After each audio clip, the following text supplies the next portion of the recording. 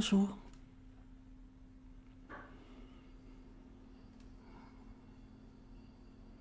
Il y a comme une sorte de tristesse associée à la condition humaine.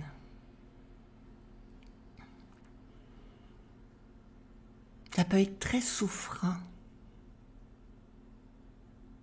Le mal d'être, on dirait que c'est une condition de base chez l'humain. Ce n'est pas vraiment le cas.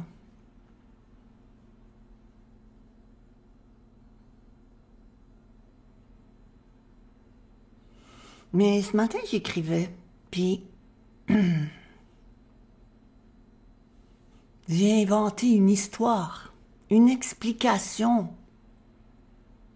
à cette souffrance de l'être humain. Ça vaut ce que ça vaut. Rien du tout. D'ailleurs, j'en profite pour dire, il n'y a pas à prendre ceci, cette chaîne et ce personnage au sérieux. Il n'y a pas une Guylaine qui sait quelque chose à propos de quoi que ce soit. Il n'y a pas à se virer à l'envers. À se dire, oh mon Dieu, elle a quelque chose que j'ai pas, ou elle a compris, virgule, elle. Non. Ou à se perturber avec la non-dualité, soi-disant non-dualité.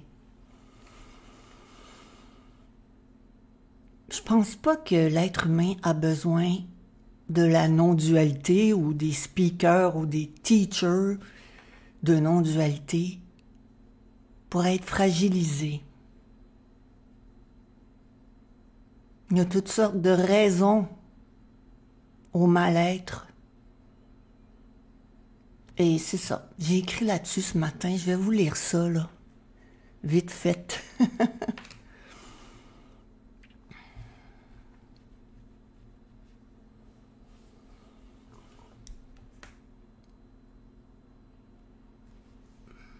Une histoire d'amour. Il n'y a que l'amour.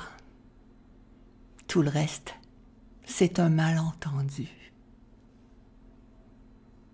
Le corps n'abrite pas un moi. Mais force est d'admettre qu'il a beaucoup à faire pour se distinguer de son environnement, s'y adapter et s'y mouvoir efficacement. Ce long apprentissage semble avoir eu pour effet de créer une impression de détachement et de localisation, comme un noyau, une entité spécifique qui évolue dans l'espace et le temps. Il y a quelqu'un en dedans. Ça se sent. Cette constante crispation, cette tension énergétique chronique devient de plus en plus la norme avec les heures, les années apparentes qui passent. Alors le parfum de l'amour, lui, devient de moins en moins perceptible. L'amour semble atrocement perdu pour le corps, qui se confond avec une entité illusoire, croyant marcher seule et par elle-même. Il y a quelqu'un là-dessous, il y a un être tout seul dans le monde.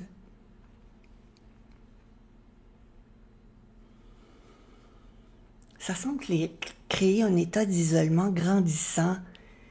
Ça crée de l'agitation, une sorte de détresse qui est quand même difficile à ignorer. Il lance des appels à l'aide. Il essaie toutes sortes d'affaires. Puis il n'y a jamais de réponse satisfaisante. Puis il se résout à choisir des expédients, n'importe quoi, pour faire taire cette sensation désagréable. ne serait-ce que temporairement. Tomber en amour, boire un verre, plusieurs verres, boire souvent, tout le temps, le sport, n'importe quoi, suivre le cours de la bourse. C'est pas que ça doit arrêter, c'est juste que si ça devient compulsif, c'est que... Mais le plus fou, c'est que cette souffrance, c'est l'amour qui frappe à la porte du corps et lui rappelle que son ami imaginaire a rempli sa mission. Oui, le corps est capable d'évoluer dans son environnement, de bouger. Tout va tout seul, ça a été bien entraîné. Mais là, il y a une terreur qui gagne l'entité qui vit de toutes sortes d'expédients, là. Hey, je veux une solution pour moi. L'entité se prend au sérieux. Et le corps et l'entité ne font que maintenant. Alors elle fait toutes sortes de promesses. Ça va être mieux plus tard. Ça va arriver, t'en fais pas, espère. Le corps n'est pas responsable du sentiment de séparation. C'est juste un malentendu. Cette histoire, c'est l'amour. Il n'y a que l'amour. Il n'y a jamais eu de réelle séparation. C'est ça que j'ai écrit ce matin. Ça lui fait une belle jambe. Au moins convaincu d'être là. D'être le centre de tout. Tout se rapporte à moi. Comment je vais faire pour désapprendre?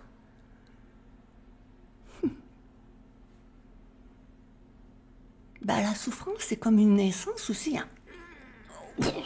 Il n'y a pas de réponse à ça. À cette douleur, à ce mal de vivre, à ce mal d'être. Et puis,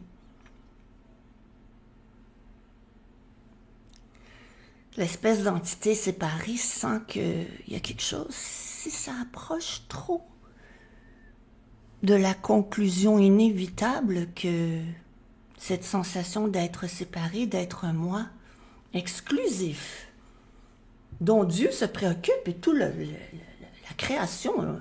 Hein? Si ça vient qu'à goûter, à approcher de on va dire là, la seule possibilité. Mais c'est mieux de présenter ça comme une possibilité. C'est moins effrayant pour le moi. C'est que ce sentiment d'isolement et d'incomplétude vient de cette présence qui a pris... on dit, c'est l'ego, c'est un orgueilleux, etc., etc. On le bâche, on le... En fait, personne n'a fait ça.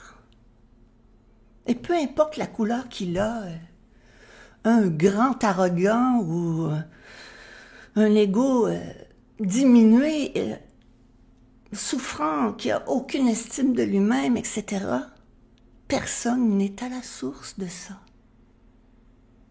Ce sont les couleurs de ce qui apparaît. Alors, le moi, l'ego, ne pourra jamais goûter l'amour puisqu'il est ce qui semble agir comme tenir l'amour à l'écart. C'est impossible, mais c'est ressenti comme ça. Alors oui, c'est un peu triste. Et le pire dans tout ça, c'est que des fois c'est entendu, des fois c'est pas entendu, et ça change rien au fait que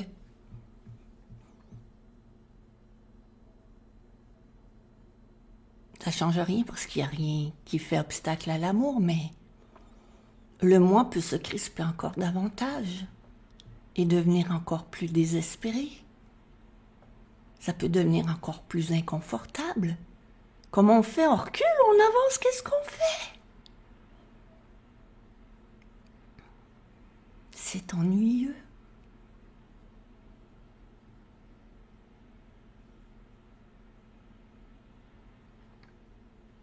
Comme une rivière, l'amour va trouver le chemin. Il n'y a déjà pas d'embûche. On peut inviter le moi, le corps, etc. à se détendre. On peut lui parler, comme on parle à son petit chien. Doudou, minou, doudou. Attends, t'en fais pas. Tout va bien. Ça fait mal, je sais. Ta l'âme en compote. C'est bon signe. Et si tu cours pour te soulager, c'est pas grave. Tu commets pas de faute. T'existes pas. Tu es un malentendu. Imaginez comment c'est offensant de dire que le moi séparé n'existe pas vraiment, qu'il n'y a pas de réelle séparation. C'est dangereux! Et puis il y a des gens qui ont des soucis de santé mentale. Faut faire attention, quoi.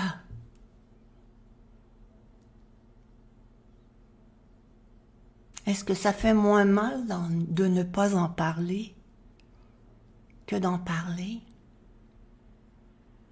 Non. Mais c'est vrai que ça enlève tout espoir pour le moi de trouver une solution pour lui ou elle. Mais comment je vais faire pour arrêter de boire? Maintenant, j'ai un problème d'alcool et j'y arrive pas. Ah, c'est la totale.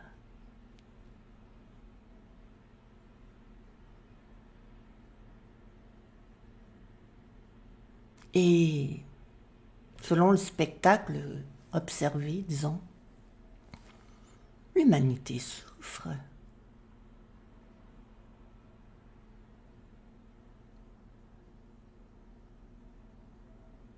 Et puis là, on arrive et on dit, oui, mais il n'y a personne dans les corps. Il n'y a pas vraiment un souffrant. Il n'y a pas d'acteur. Il n'y a pas de faiseur.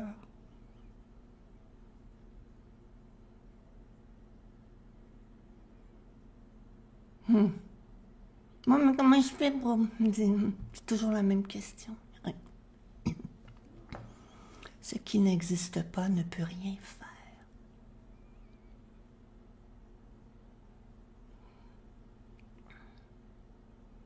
Et l'entité séparée apparente, qui se croit elle-même, a l'impression de se faire marcher sur le cœur. La vie est atroce pour l'individu qui perd un enfant, qui est victime de vol ou de tout autre truc. Et même, ça prend pas grand-chose. L'inconfort est là pour une petite raison de rien du tout.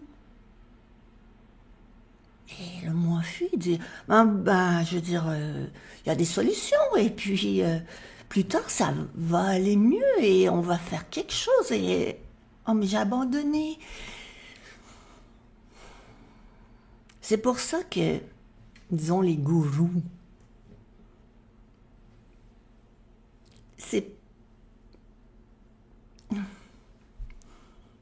il n'y a pas de gourou dans le gourou. C'est quelqu'un de dépourvu, qui fait rien dans la vie. Que la vie se charge de lui, il le prend et il le met là. J'ai envie de la raconter, l'histoire de Ramana Maharshi, un peu, pour ce que j'en sais un peu. Et c'est juste une histoire. La terreur de mourir l'a atteint subitement suite à la mort de son père. Et un jour, à 16 ans, il était convaincu qu'il allait mourir.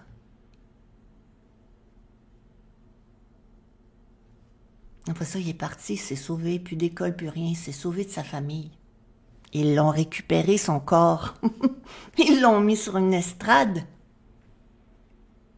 Il est devenu Sri Ramana Maharshi. Et les gens arrivaient et lui posaient toutes sortes de questions relativement à leur famille, à leur carrière, à leur spiritualité. Comment on fait? C'est inexplicable. Il n'y a pas de faire. Alors il fait des petites suggestions quand même pour apaiser la souffrance, parce que c'est ce que font les enseignants. Ils sentent la détresse.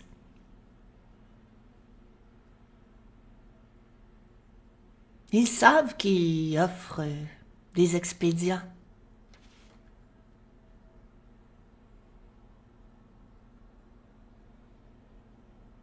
Mais ça ajoute à la souffrance en bout de ligne. Parce que la personne a l'impression d'échouer alors qu'il n'y a personne.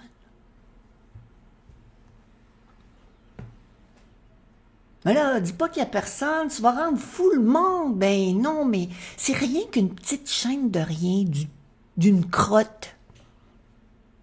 C'est une crotte de petite chaîne. Je suis pas crédible pour Saint-Saëns. Il n'y a pas plus ordinaire. Et j'insiste là-dessus. J'ai rien à offrir, j'ai pas de solution.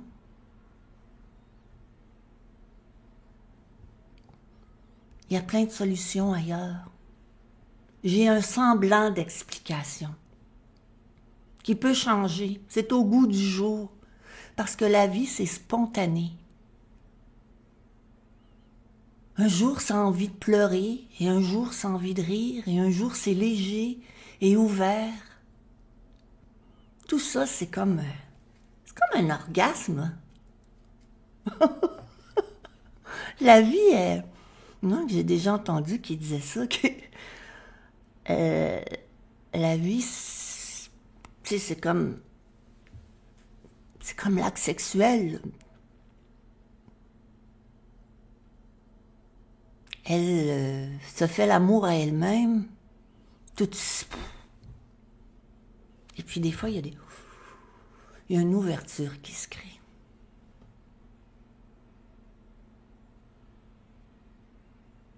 Est-ce que ça aura un effet d'entraînement un jour quand il y aura plus de corps qui en pourront plus? De penser que c'est à cause de ceci ou de cela?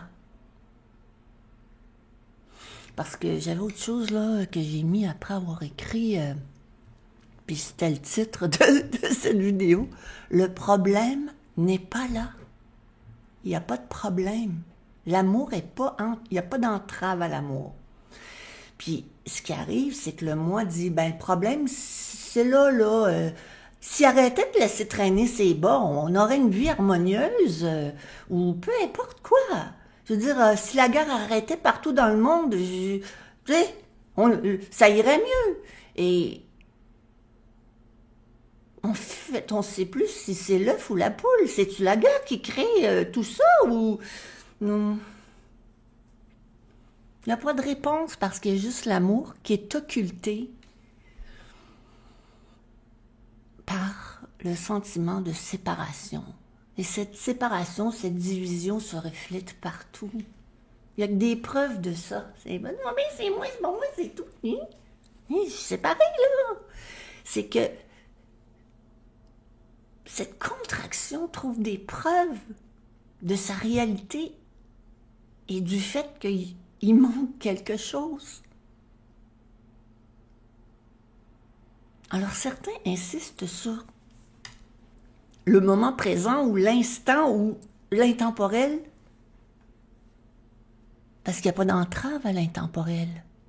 Il n'y a pas de frontière à l'intemporel. Oui, mais... Ouais, puis...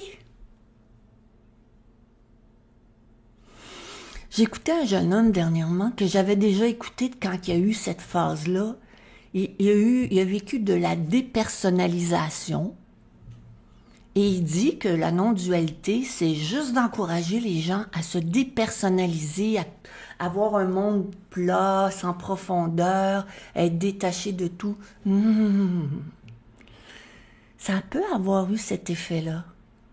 Il y en a qui ont le dérangement Trump, le Trump derangement. Ils font juste une obsession sur lui, puis il y a de quoi, il est tout le temps là, partout. Hein? Mais là, ils disent, c'est la faute à Trump. Mais là, c'est la faute à la non-dualité. C'est juste une suggestion.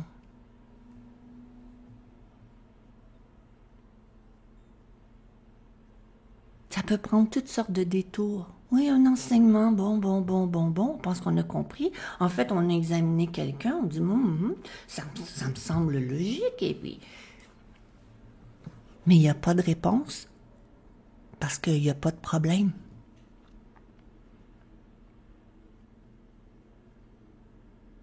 Je me rappelle dans une entrevue, Tony Parsons, il a eu ce sentiment dans le parc d'être plus là.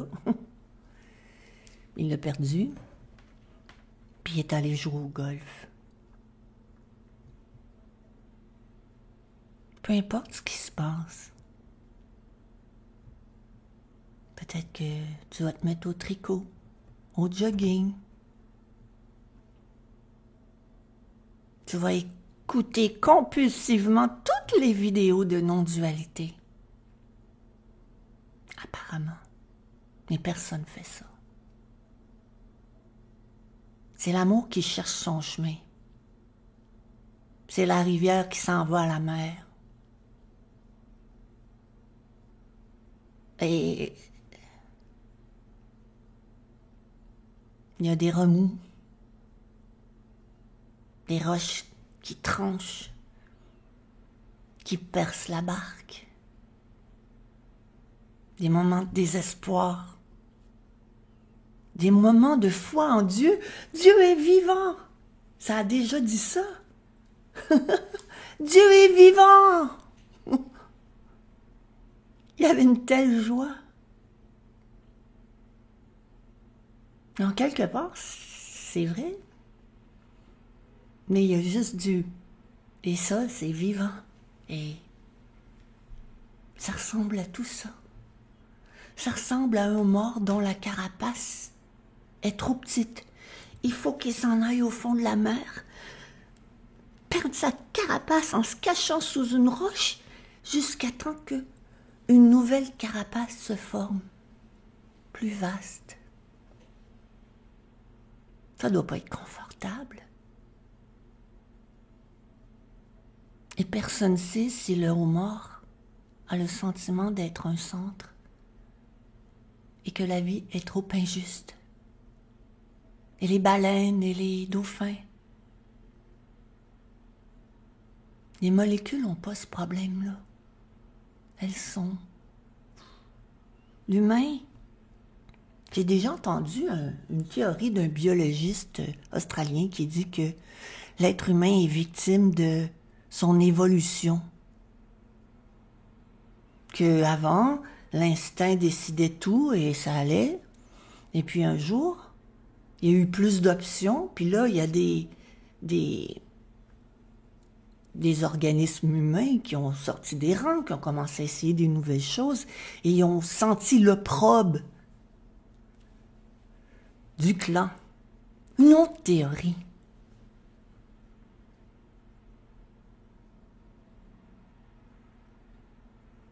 Mais l'amour ne sent pas l'opprobre. Peut voir l'opprobre, voir qu'il y a de la violence. Mais c'est pas vécu comme une entité séparée. C'est pas vécu comme un drame, comme la réalité absolue. Il y a une chose qui est sûre. Le paradis perdu n'a jamais été perdu. C'est déjà le paradis. Donc, c'est une question de temps imaginaire avant que tout ça éclate. Et en attendant, jouons au golf, faisons du théâtre, célébrons l'Halloween, faisons-nous peur, wow. Faisons-nous des amis, tombons en amour, nettoyons la cuisine. Il n'y a pas à faire un drame avec ça, avec la non-dualité. Bye.